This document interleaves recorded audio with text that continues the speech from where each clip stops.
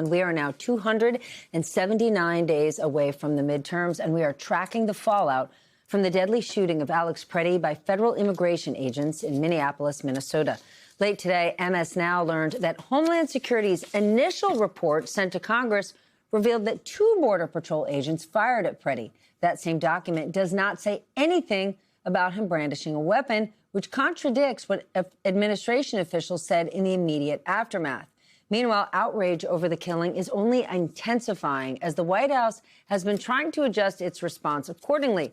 Today, President Trump seemed to suggest a change in tactics by federal officers, but gave no specifics.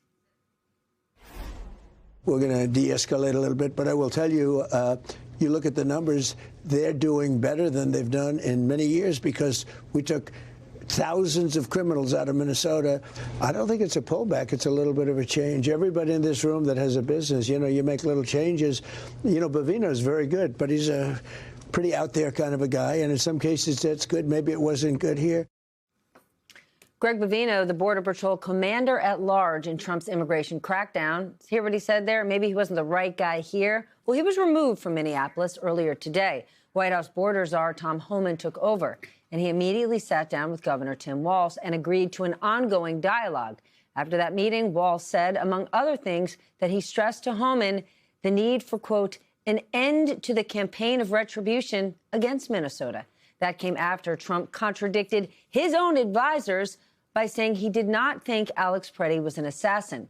He also called the killing an unfortunate incident. We're doing a big investigation. I want to see the investigation. I'm going to be watching over it. I want a very honorable and honest investigation. I have to see it myself. Well, that being said, you know, you can't have guns. You can't walk in with guns.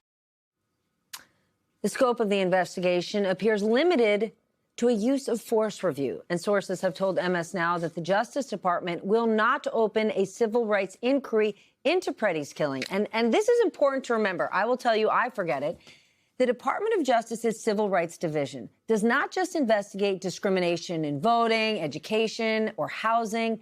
A key focus of the unit is looking into cases of police officers using excessive force in violation of a person's constitutional rights, especially when a federal agent is involved. And think about what just happened this weekend. Yeah, they've decided they're not going to look into that. All right, let's get smarter with the help of our leadoff panel tonight.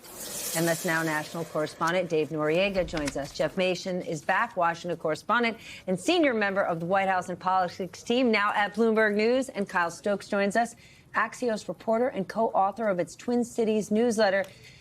David, let's start with you. This MS Now report that the Civil Rights Division will not investigate Preddy's death, this seems extraordinary to me. What can you tell us? It is extraordinary, Stephanie.